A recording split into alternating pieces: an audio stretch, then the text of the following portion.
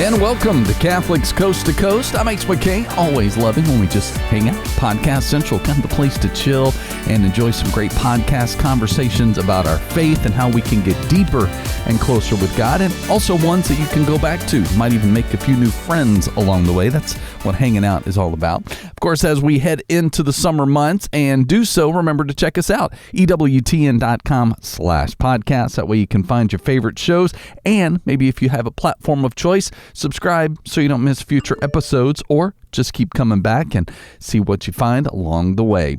As we jump in this week, we want to definitely tell you about a chance as we hit the road to add to your playlist. And it's a song that is on a regular basis, probably coming up anyway. But I, along with Deacon Harold Burke-Sivers, apparently have an obsession with music. And in that, we love to break down some of our favorite songs. And so this week, spotlighting the most recent song on our playlist, and that is The Grand Illusion by Styx. We take a little bit of an inspiration of faith, and then what does that mean as we look at the grand illusion of life? So let's dive right in. It's the Beacon of Truth playlist edition on Catholics Coast to Coast. Oh, yeah.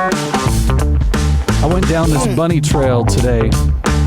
Yeah. There's a friend of mine. Vibe, man. He leads a gospel worship team.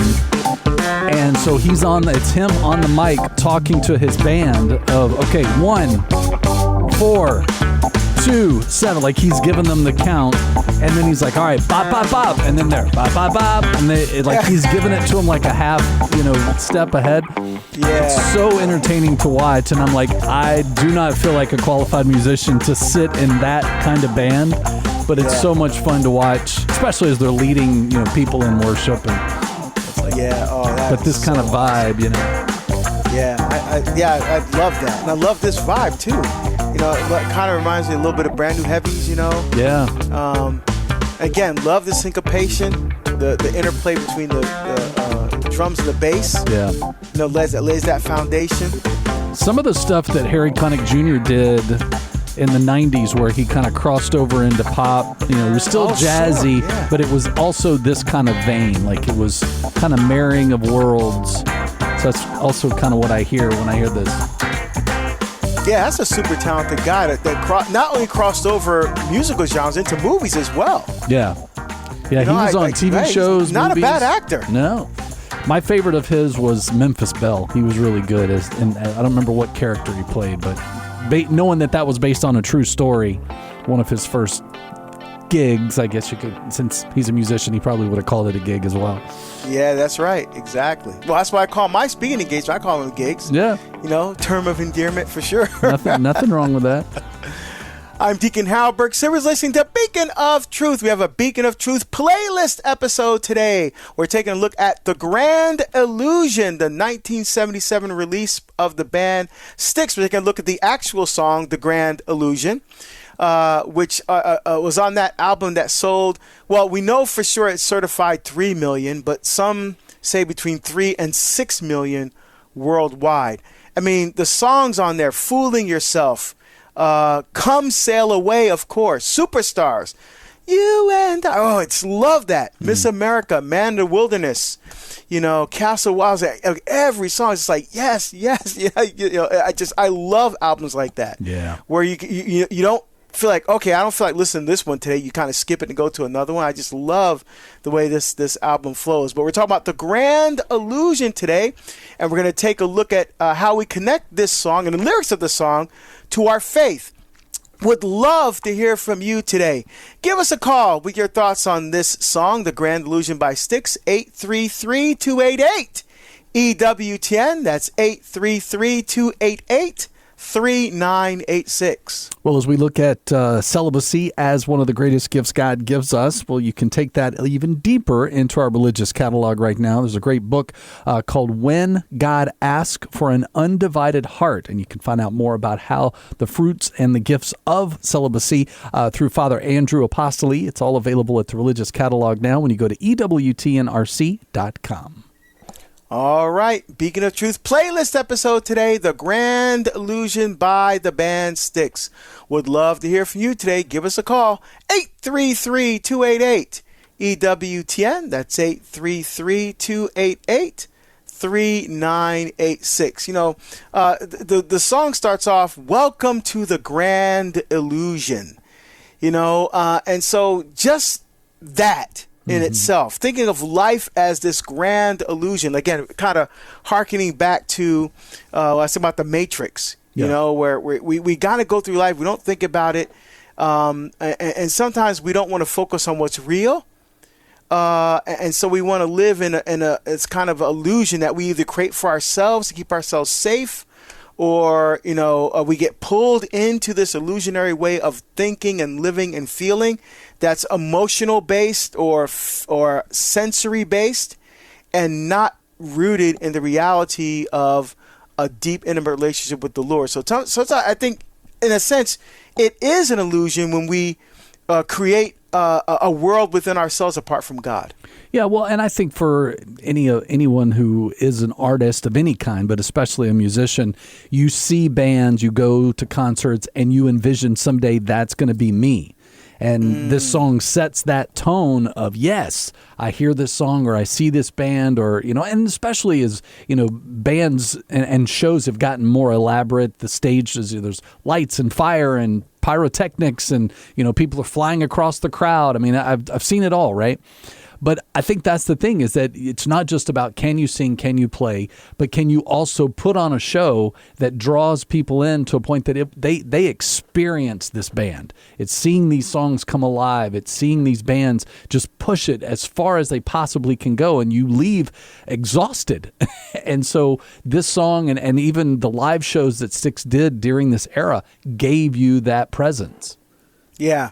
And, when I remember hearing this song, I remember trying to think about when I heard this song as a kid. I remember the first thing I thought of when I was listening to the lyrics was a circus. Yes. Like especially dum da da da da da dum da da da da da, the music itself, da da da da da da da, and it reminded me like dun dun dun dun dun dun dun. It's like a play on that. So the illusion, because in a sense, when you go to a circus, you escape.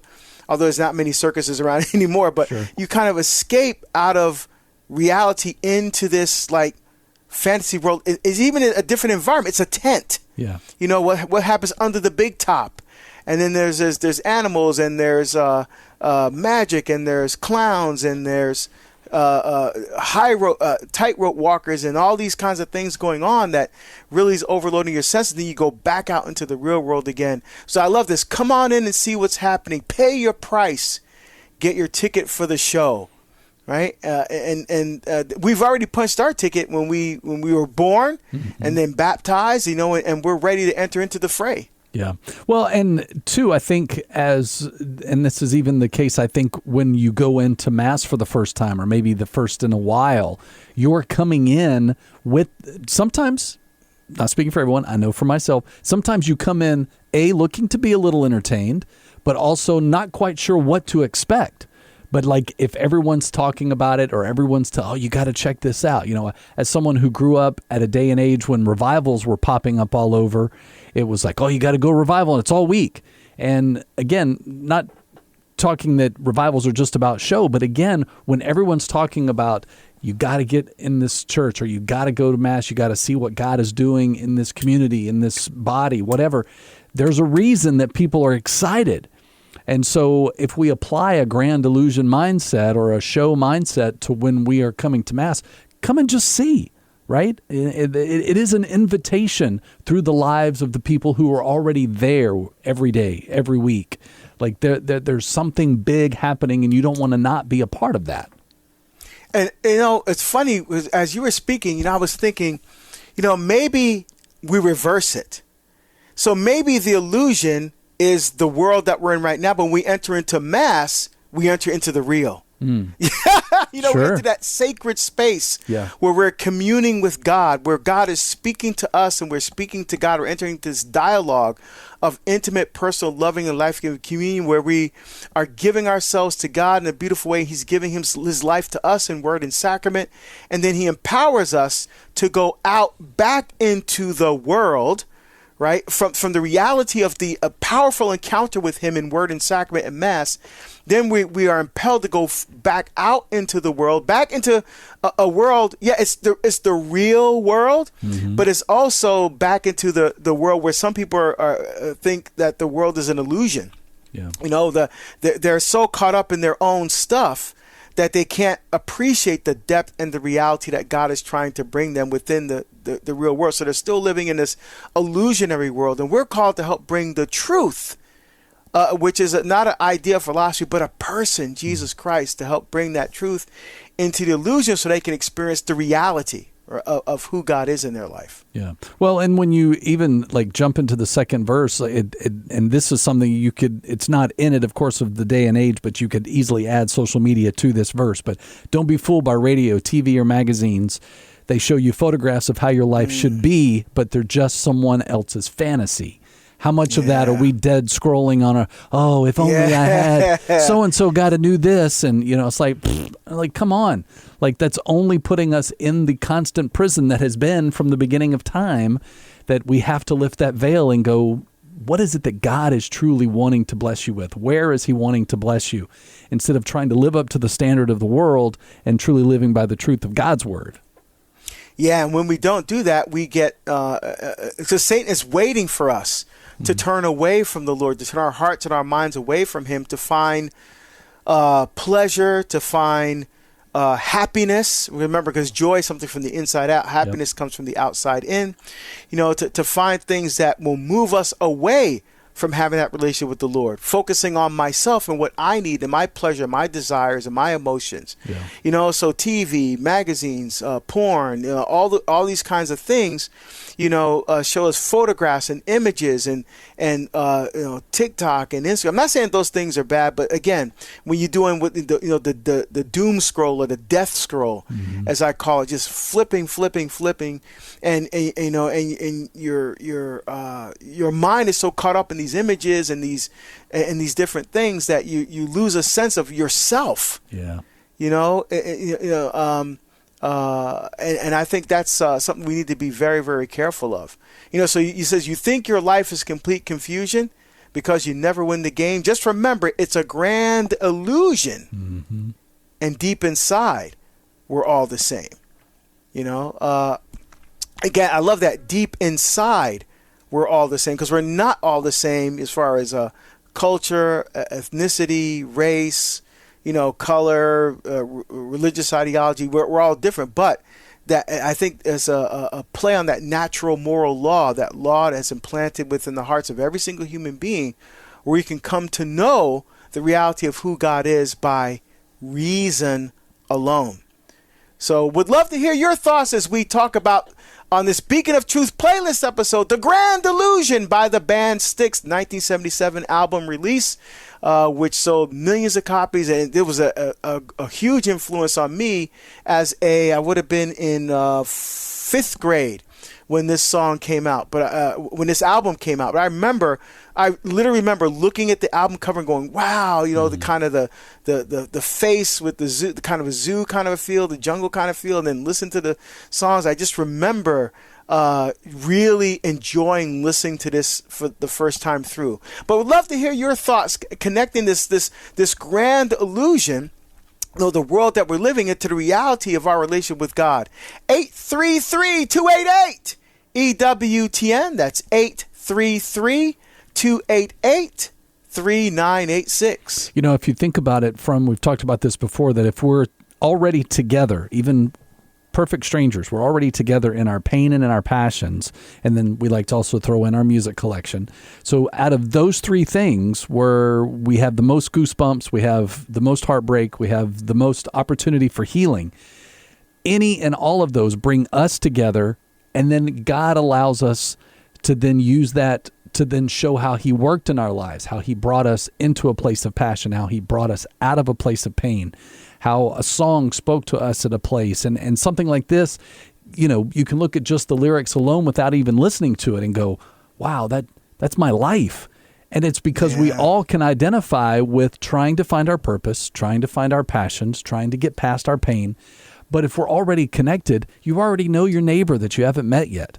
If you like the same bands and grew up in the same era, more than likely that alone already is going to lure you in because you're like-minded just in your taste. So then what have been your experiences around those tastes? So we're not as stranger-like as we may see. We can hide behind social media. We can have a different handle and a face and just put the happy-go-lucky pictures up when really there are things darker going on in our lives. But you're not alone. We all have those things that we need to just go, here's what I'm working through. And I don't know how it's going to end, but I need to trust God to help me through it all. Beacon of Truth playlist episode today. I'm Deacon Howard Burke-Sivers, and along with our producer Ace McKay, we're taking a look at The Grand Illusion by the band Styx, a 1977 release. We're taking a look at the song and connecting the lyrics to our everyday faith, everyday lived experience, and would love to hear from you if you have thoughts and memories about this song or how this song, your thoughts about how it connects to your faith, this idea of the grand illusion and finding our reality, not in the illusion of the world, but in the reality of our relationship with the Lord. 833-288-EWTN. That's 833-288-3986. I love this next part. So if you think your life is complete confusion because your neighbors got it made, remember it's just a grand illusion. Again, people always want to show their best face. Yeah. They want to put their best foot forward. So sometimes, you think, oh, look at them. They've got all this. Look at how great their relationship is because you see them holding hands when they go to church. Everybody's looking around and waving. Oh, look how happy they are. I wish we could be like that. Not knowing that they probably have some significant issues going on, but they're putting on a nice front, Sure, a nice face, a nice illusion, for everybody else. But where you can't hide is from God. Mm-hmm. You cannot hide your stuff from God. You can mask it, you can hide it from other people, but again, you're only fooling yourself. Yeah. Which is another whole another song. Another song, right? But you're only kidding yourself. So you think that other person's got everything together, but hold on. They're at a place, maybe they're just holding it together, but they're given the illusion that everything is okay. And I think sometimes it's okay to be vulnerable. Yeah. It's okay not to have it all together because at some point, everybody's going to struggle. Everybody's going to go through something. Everybody's going to go pick up that cross, right? And Jesus, pick up your cross and follow me. So sometimes I think it's okay to be vulnerable because ultimately our strength comes from sharing that gift of vulnerability. Yeah, and nothing hurts my heart grander than to have someone of my age or older that are dealing with things that really should have been dealt with 10 years ago, or should be a viewpoint that at a certain age you're just wiser but you're still so closely, trying to be like the world, or, I should be getting, this job role or making this amount of money or live in this size house or whatever. And we just are in pursuit of all the wrong things. And I've heard interviews actually today. It's ironic that it would come up this way, but actors and actresses that, chased their career early on, and then once they had kids, it changed the audition process. It changed how long they were on the sets. Like, to them, it was all about how quickly can we go make this project so I can get home.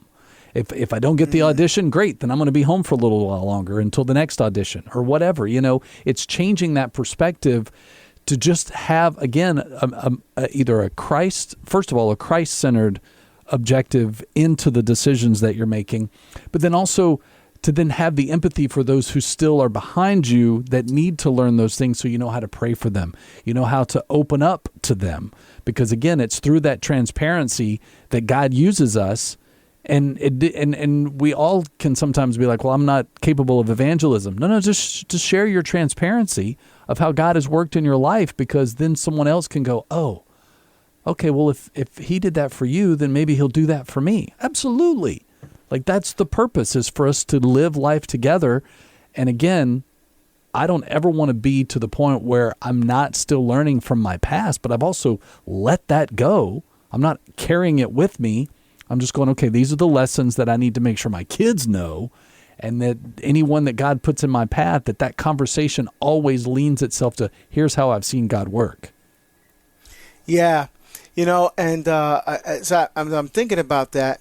I'm thinking about how when someone looks at me, I want them not just to look at me, but to see me. Yeah. You know what I'm saying? So I wanted to look past whatever grand illusion they may have about what they think I might be like, and to see me, to see the person that God sees when he looks at me. Yes. So I think a lot of this, getting past this grand illusion, is to start to see each other through God's eyes. And I think that's something that we should be striving to doing every day. And I think that will bring peace. I think that will bring a lot less stress in people's lives if we just looked each other through the eyes of the Lord.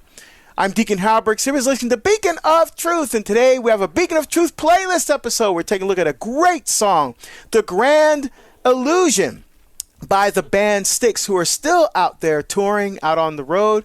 Of course, a little bit of a breakup there. Dennis DeYoung is no longer part of the group. I know he's doing his own thing, singing some Styx songs, and Styx is on the road with another singer doing their thing. And but they're still out there. If you get a chance to see them, you won't regret it. They're both awesome. And we're talking about "The Grand Illusion" off of their 7th studio album. And we're talking a great song today. It's looking at this illusion that we, sometimes the world gives us this illusion. This is what you need to be happy. This is what you need to have joy. This is what you need to find peace. This is what you need. But really, it's an illusion, because the reality is what comes out of our relationship with God, having that deep, intimate, personal relationship with God, and how that relationship informs how we live and how we act and how we interact with others. That's the reality.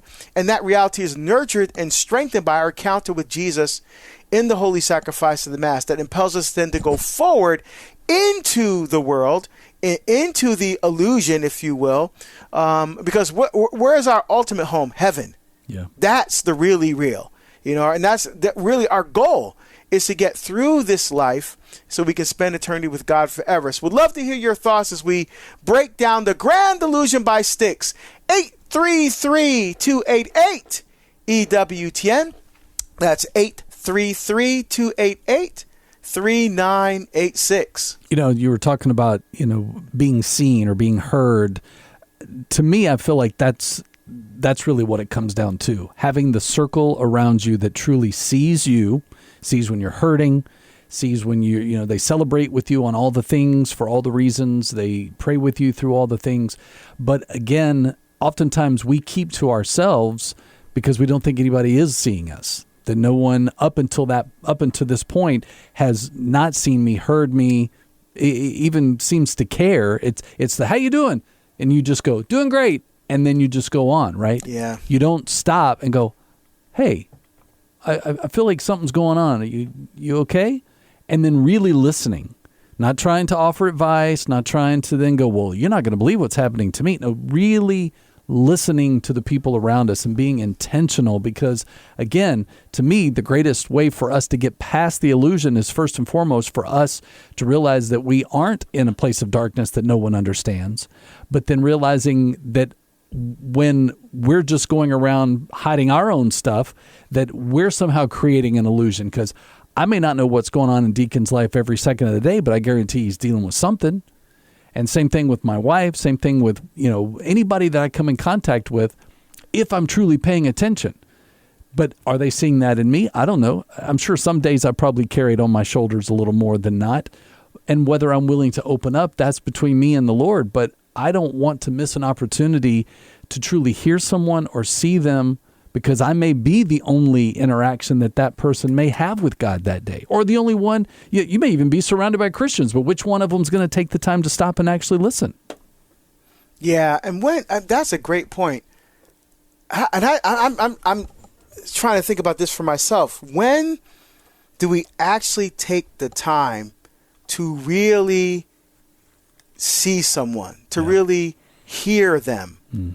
Not just listen to them, but to hear them. And we always make excuses. "Oh, I'm too busy. I'm too this. I'm too that." But really taking the time just to hear and listen to someone. I mean, I talked about this before. I did that once in a airport lounge, where one of the cleaners came over to me, saw me praying the Liturgy of the Hours, the breviary, and asked and said, and wanted to ask for prayers. I could say, oh yeah, I'll pray for you, no problem, and just dismissed her, but I didn't do that.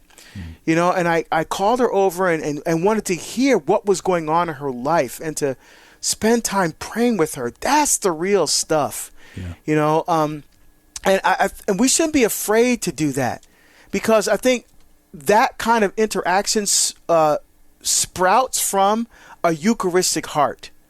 From our encounter with God, we then share that encounter with others so that they can encounter God through us.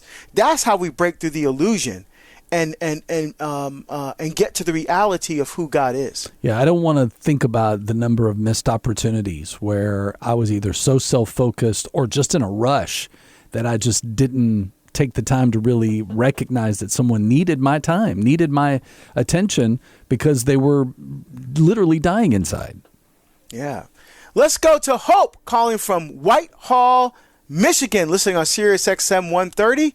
Hope, welcome to Beacon of Truth. We got less than 2 minutes. Yeah, hi. Great to hear from you. Yeah, super quick. I am a new Christian. I just started OCIA last week, actually. So I'm really excited about that. My question, I guess it's not a question, but even though I was raised Lutheran, my mother was a Gnostic. So I grew up in sort of occult practices, and the illusion that we were under is about all of that false teaching and how they twisted the Word of God. And for my whole life, I thought that was reality. And it was actually Father Ripperger, his teaching on demons, that exposed me to the truth of what the Catholic Church is, and that it is truth. Oh, amen. The way, the truth, and the life. All right, my friends, until we're together again, may Almighty God bless you, keep you, and protect you. The Father, and the Son, and the Holy Spirit. Amen. Well, just another song to add to your summer playlist. That is the Beacon of Truth playlist edition, talking about Styx and the song The Grand Illusion. You want to check out other episodes or see what other songs you might want to add to your rotation. You can do so at EWTN.com/podcast or subscribe wherever you stream. I am Ace McKay. When Catholics Coast to Coast returns, we're excited to celebrate Catholic Review Radio. Find some great conversations that then you can share with your friends. This is the place. So we're going to find in our conversation today about what it truly means to say yes to God's plan. So we'll dive in with Catholic Review Radio if it's your first time to check them out. And we'll get into it next with Catholics Coast to Coast.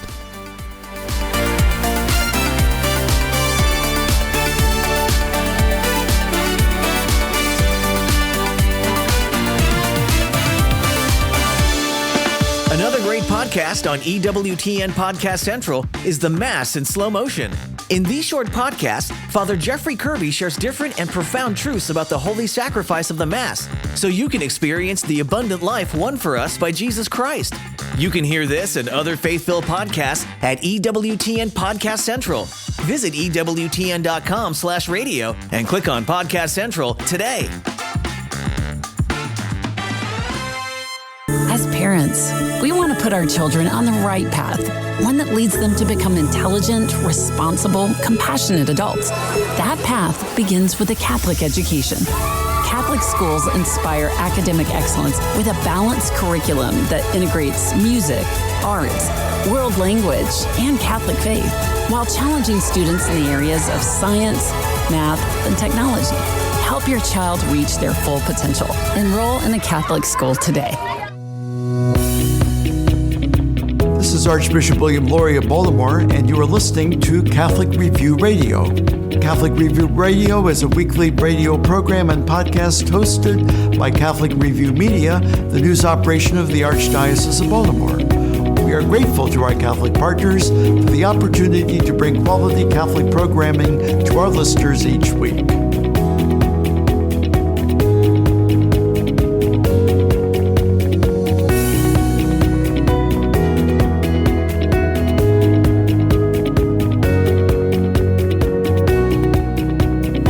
to Catholic Review Radio. I'm Mark Viviano. My guest is in his second year as president of the Catholic Business Network of Baltimore. Greg Landry is the founder and owner of Blue Rock Productions. His company specializes in video, multimedia, and marketing. He's a member of St. Isaac Jogues Parish in Parkville, Maryland. He has served on the church's pastoral council, and he has also started a prayer and fellowship group. Greg serves in hospital and prison ministry. He's done past work in suicide crisis intervention. He played college baseball. He's a graduate of UMBC. Still active, he plays on an ultimate Frisbee team with teammates half his age. Greg and his wife Susan have 2 adult sons. All that and more to know and learn about Greg Landry, whose Catholic faith is a bright beacon in the church, community, business circles, and on the sports field. Greg, welcome to Catholic Review Radio. Thank you, Mark. It's nice to be here, and I enjoy your podcast, so it's really a pleasure to be on it with you. President of the Catholic Business Network, tell us about the organization.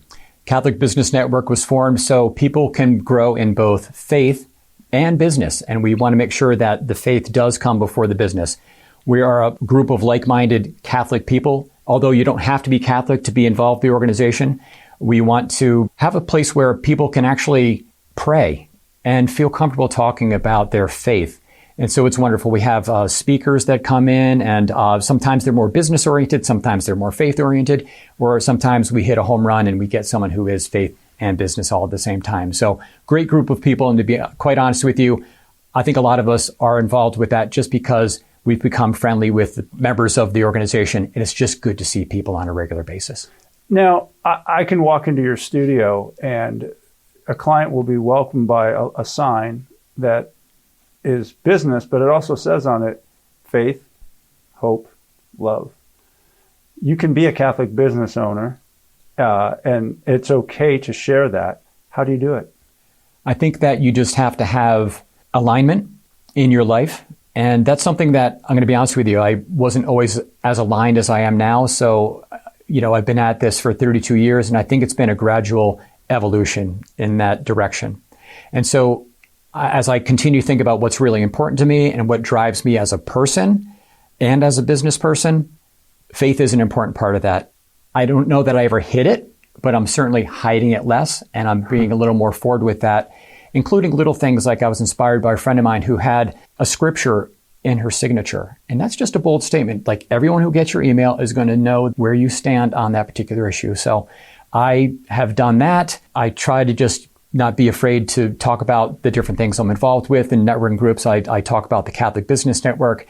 There was a networking group recently where they said, hey, we know about your business, but what's important to you otherwise? And so I said to everyone, hey, my faith is really important. And I had someone come up to me afterward and say, I really admired that you said that. Let's go to coffee and talk more about that, because I want to be more faith forward in my business as well. See, that's beautiful. I love to hear that. Yes. Now, oftentimes we look at where we are, and because I've known you, much of all of our stories are where we came from. And right out of college, you got involved in things that have oriented your life direction. You touch upon some of that to fill us in. How you got to where you are is based on, like a lot of us, where we started. It's amazing. And the more I reflect back on this, the more amazed I get. So I thought I was coming. I'm from Connecticut. I came down, I thought, to come to UMBC to play baseball and to study photography. But as I left the school and I'm looking back, there was 2 major things that happened in my life. I was involved with residential life there at the school. I was in charge of an apartment building on the campus. And someone came in to do a training, because if you're in this role as someone who is trying to help the students, you might have someone who might come to you with an issue or in crisis. So these folks came from Grassroots Crisis Intervention in Columbia, and they did a presentation. And I was amazed at the skill that they had to be able to help somebody through a suicidal crisis. And I went to them afterward and I said, how do you do that? That's amazing. They said, well, we train people to do that, and you can do that. It's 40 hours of training, and then there's a whole process to learn. And then at some point down the road, you're taking calls on the crisis hotline. And I was in a phase of my life where I'm just like, that scared me to death. I'm going to do that. And so I went through the training, and lo and behold, I was a crisis counselor. Went from volunteer to a part-time opportunity to a full-time crisis counselor with my degree in visual arts. And that's how the Lord led me in that direction. At the same time, I was asked to be involved with a program that was started by the Housing Authority of Baltimore City. They identified 6 different neighborhoods that were the most troubled in Baltimore, and they were trying to put what they call the Fine Arts and Education program in there. So I was working in an after-school program in places like Lexington and Terrace and Murphy Homes, Westport, Cherry Hill, McCullough Homes. And these are like troubled neighborhoods. But I met so many wonderful, beautiful, dedicated people in these areas. And these are things that I just take with me, that learning. You know, you talk about learning in college. Well, this was real life learning because of connections I had at UMBC. Learning about how to help people is just been amazing as I look back. Classic case, Greg, of we have a plan. Yes. And yet we have to be open to God's plan, because what you just described were not on your roadmap. Not at all. But they popped up and they have altered your view and orientation in life, correct? Indeed. And that, to this day, it's about saying yes. And one of the many things I've done in my career, I was able to work for Bethel AME Church, the Reverend Frank Reed. And at the end of the service, almost every single time, he would get to a fevered pitch in his sermon, and he just would yell, "Say yes, say yes, say yes." And when you say yes, amazing things happen. And that's where saying yes to be involved with the Catholic Business Network, joining it, and then being on the board, and then being asked to be president, I said yes. And then there's just been so many blessings that came because of that. I didn't know that the Lord said, I need you to learn and grow in communication. I need you to learn and grow in leadership. And these are the things that have happened. And of course, there's more to the story there, where this has led me more recently. Right. And so Greg Landry, owner, founder, Blue Rock Productions. Again, it's your job, but you allow the Lord to live in your work. And I think that's something that any of us in any line of work need to keep in mind. And you can be a good example of it. It's like, it's okay to bring the Lord to work every day. And Yes. it seems that it's on your heart. It is. And again, an evolution of that, certainly more so now than it was, but I think it was always there. Thank goodness, my loving mother, Anna Marie, she just was that inspiration, and just do good by people, be a good person, treat people right. And so those were certainly the principles that I grew up with and came into my business with me. But I've been blessed to have been involved with thousands of productions for video and photography over the years. And you just bring what you can to the table. I think this is something that you do, Mark, as well. In every interaction that you have, you bring yourself. And if Christ is within you, then you're bringing Christ to those interactions as well. Very well said. Our guest is Greg Landry. He is the president of the Catholic Business Network of Baltimore. We'll get into his faith formation and his works outside of the business world when we continue our conversation. I'm Mark Viviano, and this is Catholic Review Radio.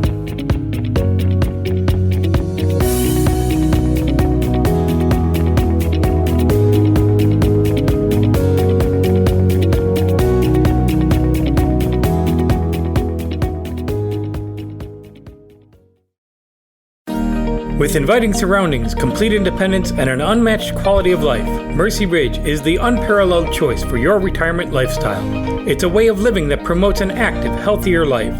Located in Timonium, Maryland, Mercy Ridge Continuing Care Retirement Community features a beautifully landscaped 32-acre campus. The grounds, dining, and recreational amenities and residences are designed to provide a gracious lifestyle and a variety of exciting activities.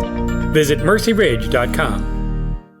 Catholic news from the Archdiocese of Baltimore and around the world with the Catholic Review.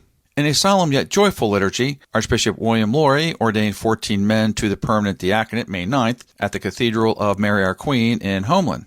More than 1,600 people filled the cathedral for the 2-hour Mass as the candidates prostrated themselves before the altar and received the laying on of hands. Among the newly ordained was Deacon Fernando Panagoya, who defied a diagnosis of a rare terminal form of Alzheimer's disease to fulfill his calling to serve. His wife, Sylvia Pert, was overcome with emotion as her husband was led to the altar. Quote, "That's all he wanted," she said. Deacon Panagoya will serve at St. Mary's Parish in Annapolis, where he has long ministered to the poor and the Spanish-speaking community. In his homily, Archbishop Lori reminded the new deacons that the gold standard in ministry is love, not self-centered love, but the self-giving love of Christ. For more on this story and a list of the new deacon assignments, visit CatholicReview.org.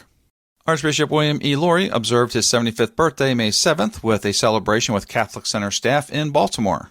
After being serenaded by a chorus of Happy Birthday to You, the Archbishop expressed his gratitude to staff for being extensions of his ministry. Quote, "Every day you make a gift of yourself to the Church and to God's people, and every day you extend the gospel to so many people across the Archdiocese. I regard that as a gift to me as the Archbishop," end quote, he said, before sharing cupcakes with those gathered in the Catholic Center's 8th floor lunchroom. He noted that 75 is what he called the magic age for bishops of dioceses around the world to submit a letter to the Vatican about their retirement according to canon law, which he did. He said he has not yet received a response from the Holy See. Quote, "I don't know when I will, but I think there are two things I know. Whatever the Pope decides, I accept with great serenity, and number two, I'll work till the very last day and happily work until the last day," end quote. There are currently 16 bishops of dioceses in the United States who are age 75 or older. For more on this story, visit CatholicReview.org.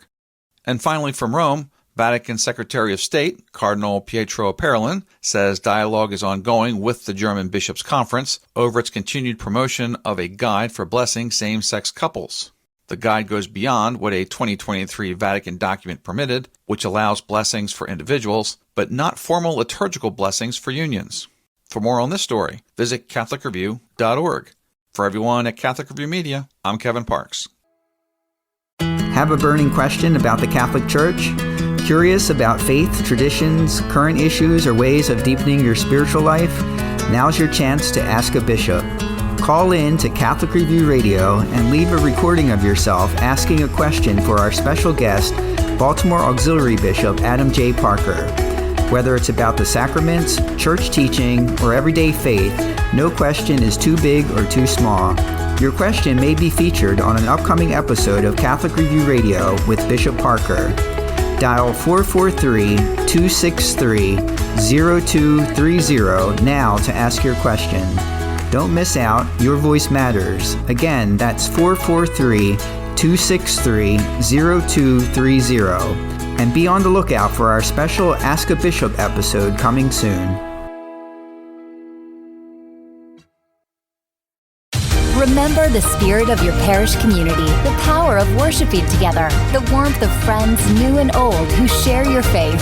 Join us for Mass this weekend. Visit archbell.org to find a Catholic parish near you. Feel the joy. This is Archbishop William Lori of Baltimore, and you are listening to Catholic Review Radio.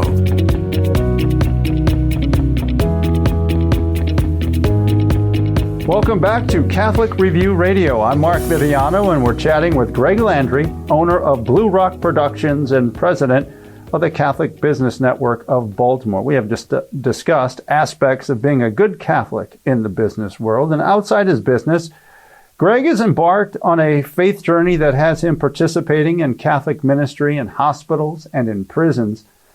I just have to ask, Greg, what moved you in that direction? Because there's always a story about how we get there, right?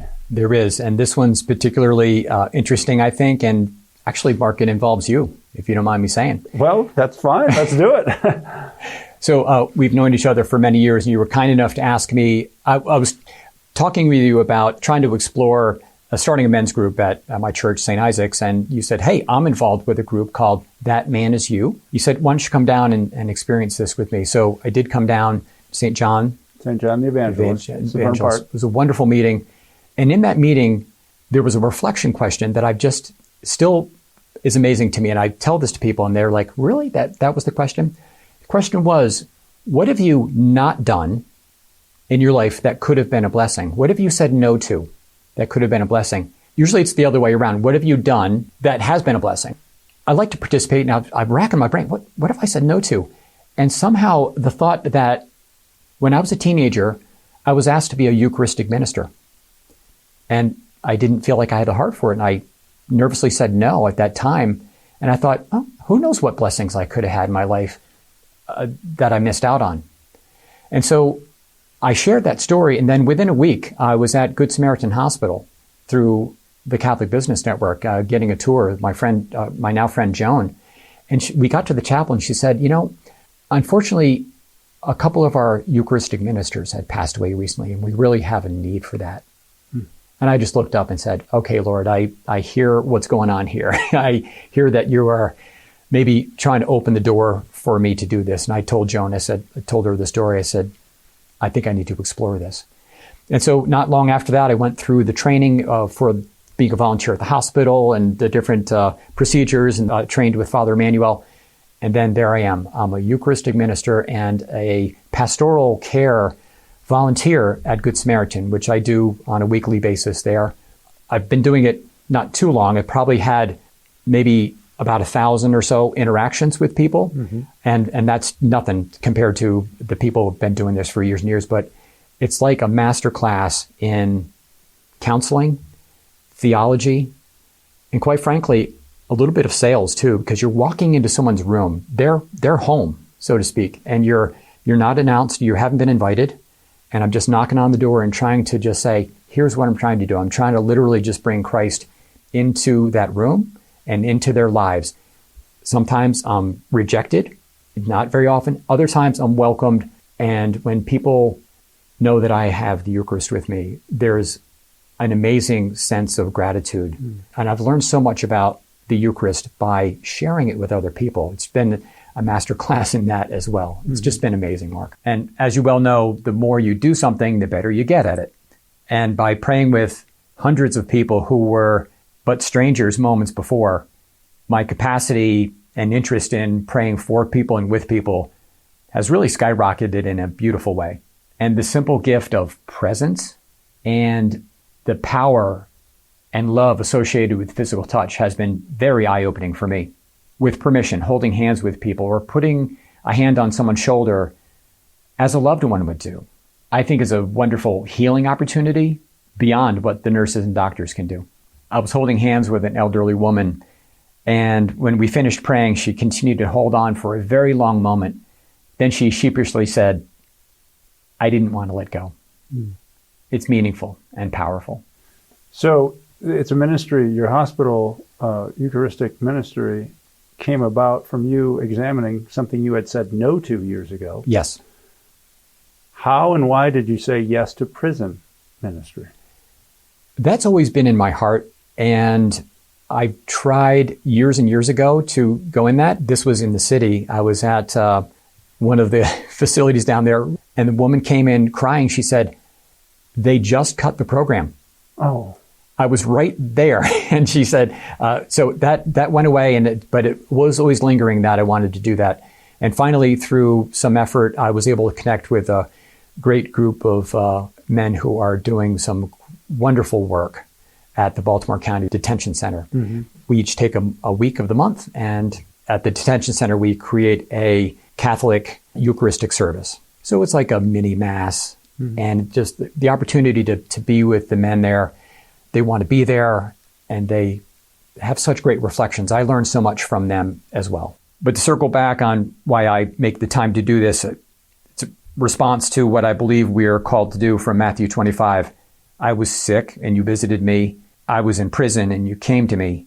Whatever you do for the least of my brothers and sisters, you do for me. Now, I have not always done this, and nor do I know what the future holds, but I know right now I'm responding to this call. And I hope everyone can listen to how God is uniquely calling them at this particular time and say yes. You know what's fascinating, Greg, and you know this, and we all experience it to some degree. So you're the owner and founder of Blue Rock Productions. You've worked with all the stars. Yes. Athletes. Yep. Michael Phelps. You name the Ravens. You've interacted with them in doing the work you do, yet some of the most powerful interactions we have are with people who, I'll say, in a relative sense, anonymous. Yes. And the story you shared with me about a woman you met outside of a store on Ash Wednesday. Amazing, the timing of it. And you won't be surprised by this. Some people say it's a serendipity, but really, we were brought together to cross paths at this very moment. I was going into Planet Fitness to go for a workout, and it happened to be Ash Wednesday. And of course, that's the only day where there's some sort of tangible mark that you are Christian or Catholic. And I was wearing it proudly going into there. And a woman was coming by and she said, "What's that on your forehead?" I wasn't prepared to say anything, but I just, from the heart, I said, "Well, this is a sign that we're starting the Easter season here, or this is Lent, and we're going to be preparing." I said, "This is a time of reflection and hopefully growth in my own spiritual journey." And she paused and she started to tear up and she said, "I really want that in my life too." And so I continue to pray for her because it was just such a wonderful interaction. She said that I asked her what she was going to do. She said she had some resources that she was going to tap in her life that was going to put her on that path.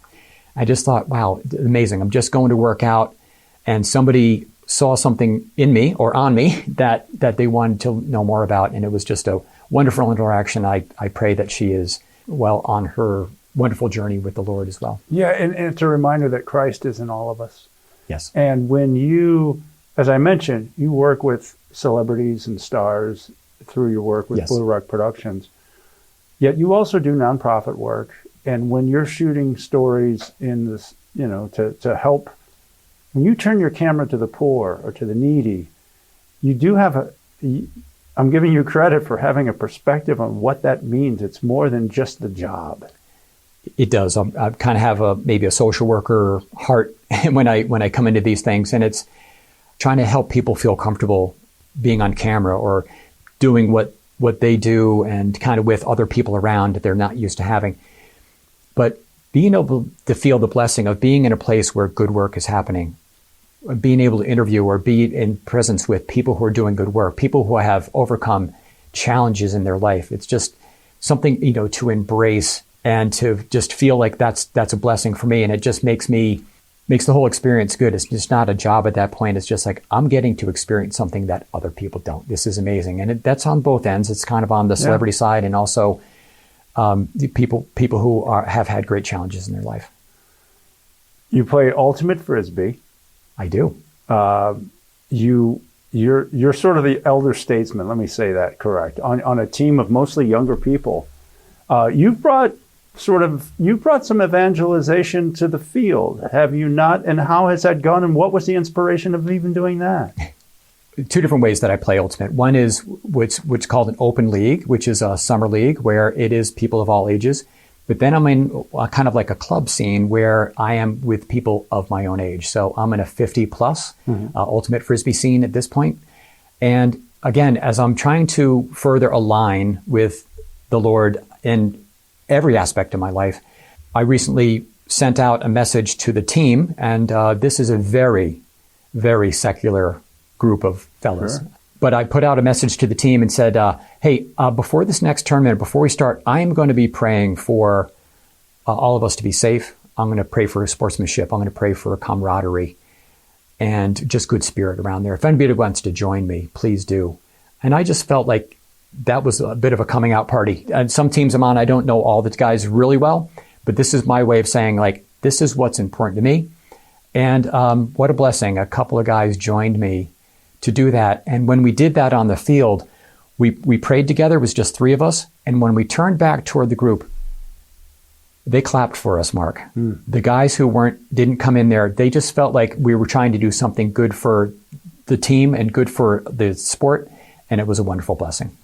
From Ultimate Frisbee to his work as a business owner, Blue Rock Productions, to his role as president of the Catholic Business Network of Baltimore, Greg Landry brings Jesus Christ. And Greg, we can't thank you enough for sharing your story. And we want to thank all of you for listening to Catholic Review Radio. I'm Mark Vidiano. Learning to say yes to God's plan in our lives, for our lives, and on our lives as we, of course, dive into Catholic Review Radio. Check them out. You can catch up on previous episodes if you want to. Just go to EWTN.com/podcast. I'm HBK, going to bow out and enjoy the rest of May. There's only a few hours left, but as we get into it, we, of course, looking forward to what's going on this summer, and thanks for joining me. I will see you next time. Remember to let God define who you are, and I'll see you again with Catholics Coast to Coast.